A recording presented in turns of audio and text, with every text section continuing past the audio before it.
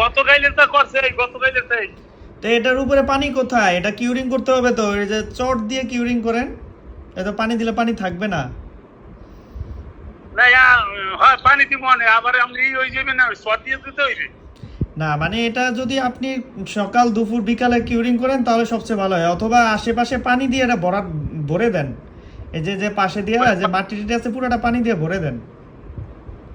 মাটিতে ওই যে কাগজ পৌঁছলে যতটা দোষ হইবে না। না কাগজের সমস্যা নাই, কিন্তু আপনার এই পাশে এইগুলাতে পানি দেন, অনেক পানি দিয়েন। এটা অনেক মোটা একটা ঢালাই হয়েছে না, এটা পানি না দিলে ফাটল আসবে, কিউরিং করতে হবে। আচ্ছা ঠিক আছে, ঠিক আছে, ঠিক আছে, একদম যতটা ভরে দিতে পারলে পানি দিয়ে ভরে দেন, আর নাই তো চট দিয়ে তারপরে উপরে কিউরিং করেন।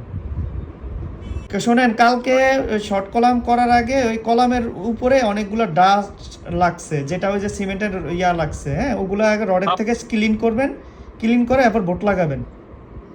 ঠিক আছে স্যার, ওটা টেনশন। হ্যাঁ ওটা হাতুড়ি দিয়ে আমরা হ্যামার দিয়ে টাক দিলে ওটা পড়ে যাবে, ওটা দিয়ে দেন বোট লাগাবেন।